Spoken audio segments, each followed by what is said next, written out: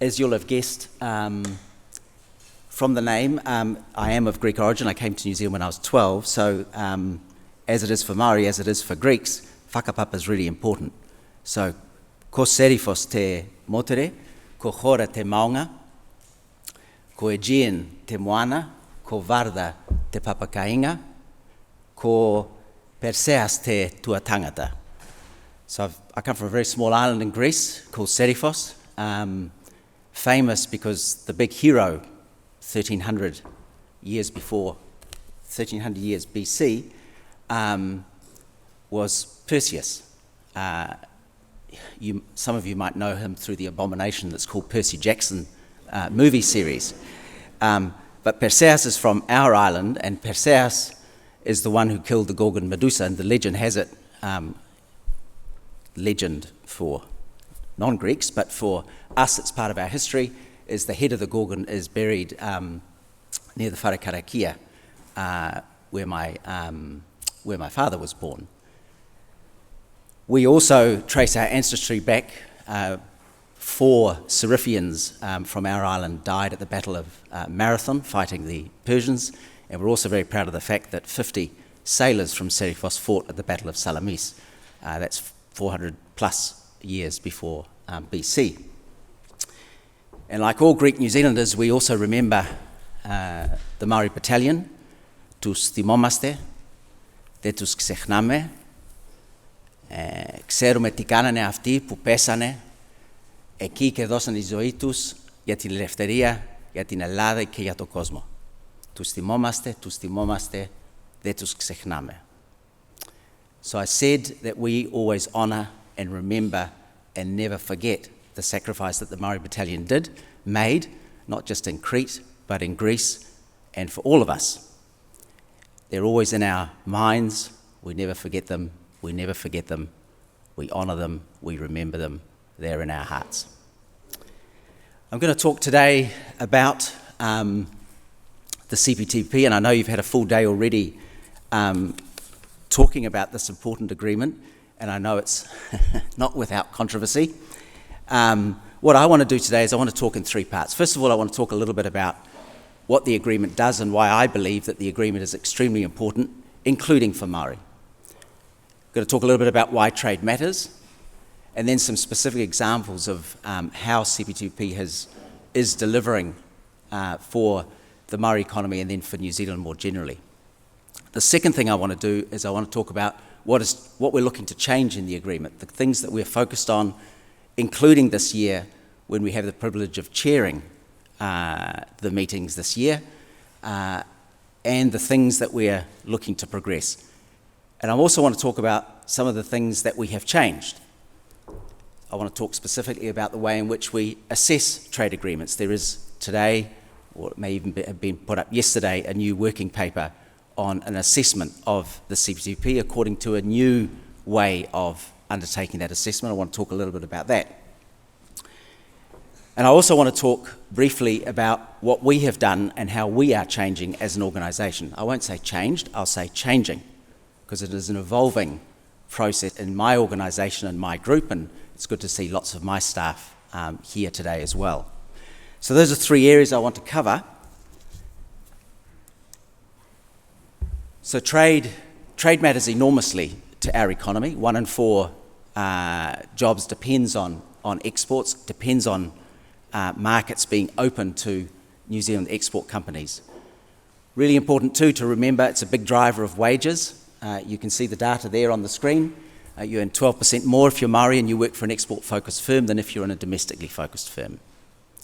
The revenues that you get are higher than most other companies, whether you're Pacifica, ethnic, a Greek-led company. I was disappointed to read that. And you'll also see that a very significant number of Māori are actually employed in firms that export to CPTPP economies. We also know that productivity is driven by trade, so up to 36% more productive if you work in an export-focused company than if you worked in one that is domestically focused. It's also really important to remember that the Māori economy, with its concentration not only, but significant amounts in fish quota, in agricultural products, faces the highest barriers internationally. So we often say that New Zealand faces the highest barriers, and this week I've been talking to the dairy industry and other parts of the agriculture, the beef industry, very high barriers that they face internationally, but the Māori economy faces the highest barriers internationally. So the work that we do to break down those barriers internationally, to make sure that you can compete on a level playing field, is the way in which we can drive growth, employment, and incomes back home.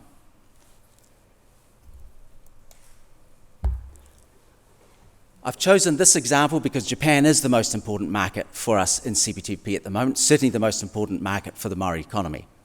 Very significant benefits as a result of the agreement, in particular because Japan uses extremely high tariffs as barriers to access. And to give you a very practical example, that first one's always my favourite, it's kiwi fruit. Heavy concentration of Māori-owned orchards that use zespri to ship internationally. Japan's our third most important export market for kiwi fruit. The tariff in Japan is 6.4%. That means that for every $100 of kiwi fruit that we send to Japan, $6.40 gets taken away as a tax. So we lose $6.40 out of every 100. Our main competitor in the Japanese market is Chile. Chile has a free trade agreement with Japan, and they had a free trade agreement for nearly 7 years before CPTPP came into force. That meant for every $100 we sent, we lost $6.40, and the Chileans were tax-free. No tariff applied to them. They were able to compete, paying a zero tariff.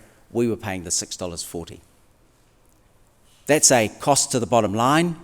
It affects the incomes that you can pay back home, the wages. It affects employment. And the fact that we've been able to eliminate that, in fact, able to eliminate it immediately in the agreement, is a significant benefit, again, of CPTPP, just in terms of the economics of that agreement. And you'll see there are other examples there. One of the lovely things about Japan is it has such high tariffs. There are some very striking numbers that you can use. For example, the honey tariff. Again, really important to remember. We were paying the 25%, $25 out of every 100 if you take the honey example. Our competitors were in there tariff-free.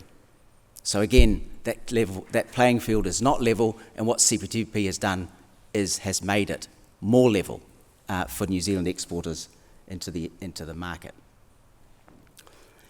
Just to make those examples even more real, the onions industry calculated that as a consequence of the access that we got into Japan, and remember the tariff on onions was only 4%, it meant an extra $28,000 a year per onion grower. For buttercup squash growers, there were 30 of them exporting to Japan. The Horticulture New Zealand Association estimated that they would be getting an extra $54,000 per year as a consequence of the tariff savings there. The tariff, by the way, on buttercup squash in Japan is actually very low, it's 3%. But those 30 growers benefited from that. So there's people that are getting real money, $54,000 a year, that goes into incomes and employment back home. This is a very important bar chart for us, and I know the author's in the audience today. Megan, thank you. What this shows is what we're trying to do with our trade strategy, but in particular how important CPTPP is to help us manage the big emerging challenge we have, which is around diversification. New Zealand is used to managing diversification and trying to find ways away from dependence on particular markets. In the 1970s, it was the United Kingdom. And today, something like 22 to 23% of all of our exports go to China. So it makes good sense to be thinking about how you de-risk, which is the phrase people use today, about the relationship. The observation that I would make, though, is that the Māori economy is even more heavily concentrated on the Chinese market. And there are risks. Just ask Australian wine producers, just ask Australian barley producers or coal producers who had their trade stopped overnight because of a political dispute between Australia and China. So it is really important that we manage this risk, and what you'll see here, you'll see that the blue bar here on the left is the China and Hong Kong, those two free trade agreements we have there, so an international treaty. Then we have CPTPP, where we're actually exporting more than we are exporting to China. This is an aggregate. If you add the British in, that figure rises even higher to 28.5. If you add in the ASEAN, Australia, New Zealand Free Trade Agreement, the story there is essentially Indonesia. You can see how we're looking to build strategic trade depth, but also help companies diversify, create new opportunities, and build so that we're not solely dependent. So we have a genuinely China plus strategy. It's not about getting out of China and saying, no, we can't do that. It's about saying we need China, but we also need some of these other emerging opportunities. The UK Free Trade Agreement has just entered into force less than a month ago. Immediate win for the New Zealand economy of $37 billion just in the tariffs saved. When the EU FTA comes into force, immediately, this will be nearly 3 times more than the value of the British agreement, we'll have nearly $100 million saved on the first day of the agreement. So again, important to see how we're looking to manage the risk that's emerging out there internationally. This is, in a sense, the safety net from the World Trade Organization's set of international trade rules. What we're looking to do is build a safety net underneath that, where we're able to protect our existing access and interests, but also to create new opportunities and encourage companies to start looking at what those other opportunities are that are emerging. I want to now turn to what is changing in CPTPP. So one of the big things that we need to do in this agreement is it needs to be reviewed, it needs to be updated, it needs to be modernised. And obviously from our perspective, one of the things that we'll be focused on is the e-commerce chapter. I'm sure you've heard yesterday that this chapter was found to be a breach of the treaty.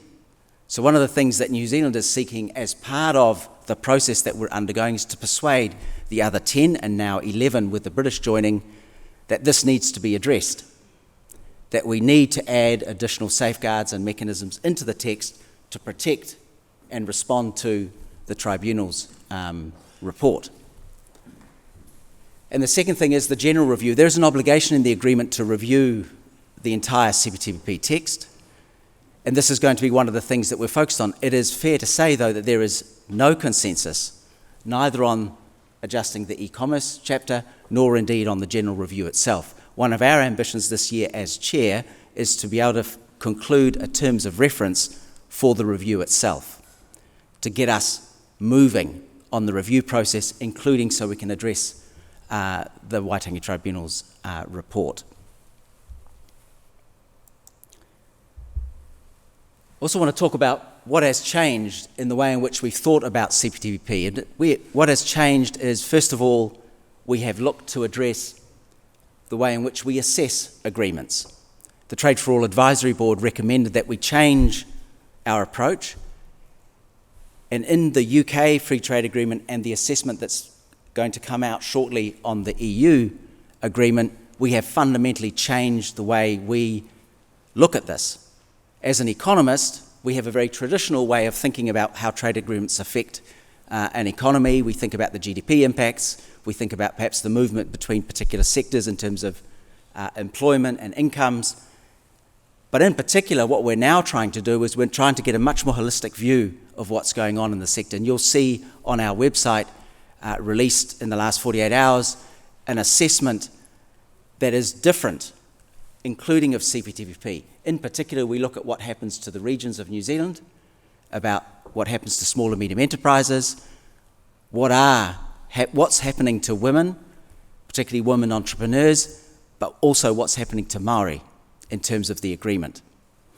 And as part of that, the idea is that these reports will shape the way in which we conduct the negotiations for the upgrading and review of the agreement. And already in the report, you will see a number of areas where clearly we need to improve the alignment and the implementation of the agreement to better reflect some of those particular areas that we want to focus on: SMEs, benefits for the Māori economy, and so on.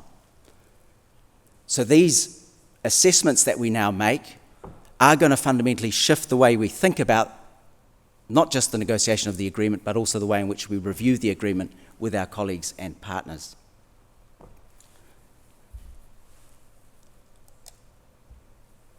And the last thing I wanted to touch on is how we are changing. And I use the word changing deliberately. We have, over the last 7 to 8 years, shifted the way in which we've engaged with Māori, with you, and we have, in a way that, to me, who's been working in this area for nearly 30 years, fundamentally changed our attitude as an organisation, as the Trade and Economic Group, about the way in which we want to work with you.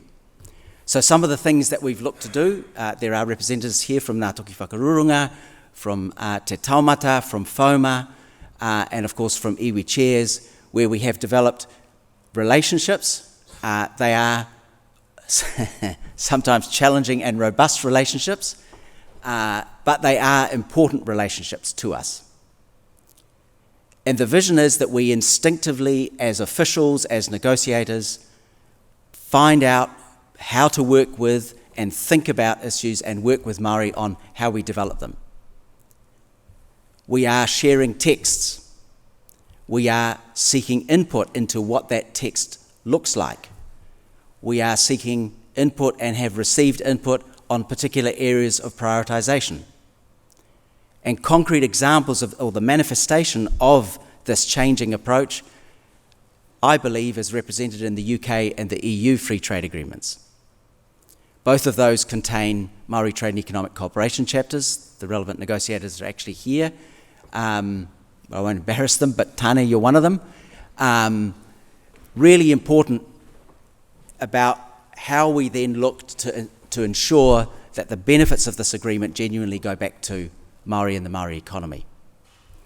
But it wasn't just that. The work that we did together on, for example, identifying where the priorities for Māori would be on seafood, changed the way in which we pursued particular tariffs that we looked to eliminate. We knew we could then focus on squid and arrow squid in particular to get early elimination of those, rather than leave them to the 3-year or the 7 years, which is what they'd originally been proposed. We were able to then make a decision that some other products of lesser priority would go into the 3-year and the 7-year phase out, but the ones that really mattered to the Māori fishing industry, we captured them all in that first, on day one of the elimination. So to give you a very practical example, hoki. Tariff on hoki is between 12 and 22%, depending on the type of particular packages you're using, whether it's frozen consumer packs or bulk packs. The main supplier into the European Union is actually, again, our friends the Chileans, because they've got a free trade agreement. They don't pay the tariff. So for every $100 they send, they lose nothing. For every $100 we send, we're losing between $12 and $22 out of every 100. This agreement immediately levels the playing field, means that immediately Māori fishing industry is on a level playing field in those products. Squid and arrow squid are another great example. We're a major supplier into the European Union, but again, the tariff is 18%. $18 out of every 100 gets lost. Our 6 major competitors there, they all have free trade agreements, none of them pay a tax. What is incredible is that New Zealand fishing products continue to be competitive in the market despite the handbrake that's been applied by those tariffs that have been imposed on the agreement. None of those results would have been possible if we hadn't had the kind of information, the kinds of discussions we had with you. Also worth pointing out, and Sarah's here, that in the e-commerce chapter, the digital trade chapter that we have with the European Union, we fundamentally changed our approach there to try to, in good faith, implement the Waitangi Tribunal's report. New safeguards, additional language and footnotes put in to protect the interests that the Tribunal had identified that they felt we had missed in CPTPP. So again, practical manifestations, and that work was done in very close consultation with a number of groups, but particularly Ngā Toki Whakarurunga in the e-commerce space, Te Taumata in the fishing industry space. So lots of really important work that we did together that I do not believe we would have done 6 or 7 years ago without the way in which we're trying to build confidence in one another, build trust. And one thing I do want to acknowledge is that we have not had any breaches of that trust. So we share highly confidential information, including about where our partners might be on particular issues and areas. We are a highly risk-averse organisation. We do not like sharing information, I can tell you that. But we definitely don't like sharing negotiating positions and our approaches to particular problems and challenges. But what we are trying to do is a learning by doing, and we are a learning by doing organisation, and we are, as I said, we are evolving in the way we're looking to do that. As I also say, we're not there yet, and I know there is a gap between us in terms of expectations and what it is we're able to deliver, but I do believe we are fundamentally shifting the way in which we work with you. And you have my absolute commitment that that work continues, that it is a priority. It is an absolute priority in my group, and for all my staff, they know how important this work is to get it right with you, because I do believe it is important for us, for you, but also for our country to get this into a better position than we currently have. My final observation is just to say that we are doing a number of interesting areas of work where we do want to work closely with you. The IPECTCA agreement, the Indigenous Partnership for Economic Cooperation and Trade arrangement, where we have high hopes about the way in which that agreement not just was negotiated, but the way in which it now gets implemented, with the innovative structures and institutions that are in place there, like the Partnership Council. This was a product of the work that we did together in APEC 2021. So lots of interesting areas where we do need to be working together, needing to advance the work that we do that benefits not just the economy, but the way in which we work together to reflect better the values that I think we do share around all of this. So look, I'll stop there. I hope I've given you a bit of a flavour of why CPTPP matters, how important it is to our economy, to the Māori economy. But I hope I've also given you a sense of what's going on in the agreement, the changes that we're seeking, the changes that we've made, and above all, the way in which we as officials and negotiators are looking to change the way we work and are changing the way we work with you. Thank you very much.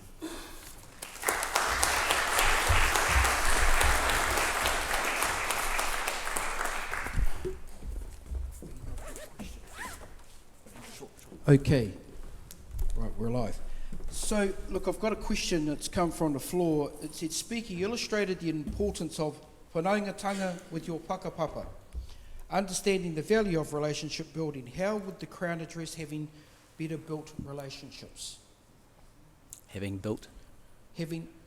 I'm not too sure exactly. It doesn't. Jason, where are you? I know I'm not meant to identify who asked the question.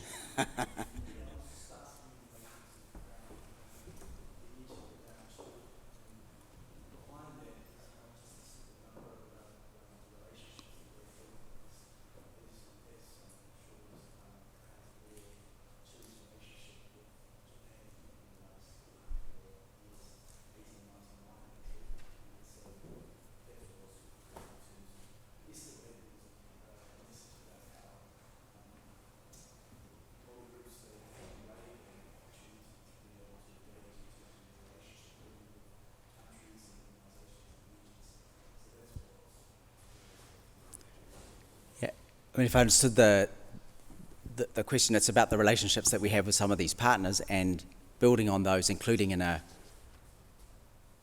terms of the Māori engagement with those partners, because there is a long history, as you say, with Japan in particular, as there is. I mean, that's a very long relationship, and I'm aware of, for example, in the forestry industry, very close relationships with a number of Japanese companies who have been here through tough times and good times. So I do think that those are really important relationships. One of the things that Māori economy does really well is build and sustain those relationships over time, and it's one of the things that we do need to make sure that we're bringing into the full part of the relationship. So when we, and I think you can see recent travel by, for example, the Prime Minister or the Minister, when she brings to that relationship that she's looking to build or sustain or expand a very strong Māori presence, including with the business delegations that accompany her to those meetings. So it is a really important strand of the relationship. It is one of the bits that I think we're going to have to think really hard about, particularly, for example, if you think about the relationship with China, where there are deep links that go back a long, long way. But we also need to be aware that the Chinese too, they are patriots as well. And if the Chinese government says to them, we're going to stop the trade with Australia, as they did, then the trade does stop. So one of our big challenges is how does that fit in with that relationship piece? I am really worried about this world that we're now in. It's a world, some of you have heard me speak before will know that I've talked about the golden weather for trade policy for New Zealand, and that's definitely ended. The last 6 or 7 years, there's a fragmentation going on. There are really big tensions emerging between China and the United States, that geostrategic competition challenge, and for small countries, this is always bad news. And defending our ability to, continue to export, to make sure we're generating wealth back home, that becomes a highly contested in that space. So those relationships become critical to sustaining that, but we are going to need to redouble our efforts and intensify the work that we do. I'm good at soaking up time. No, thank you. Thank you. And my apologies for not being able to interpret that question, Jason.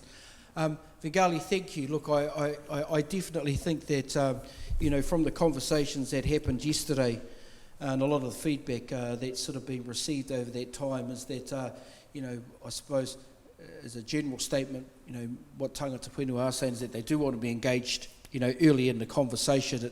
It's hard to be considered a tiriti partner, yet conversations are happening by one of the partners with other people and you're excluded from those conversations. And I suppose that will, understand the commercial sensitivity of all of that, but those were the general themes that were coming out of you today. So really want to thank you for coming along. Deeply insightful, exciting to see what's happening. Thank you very much. Thank you.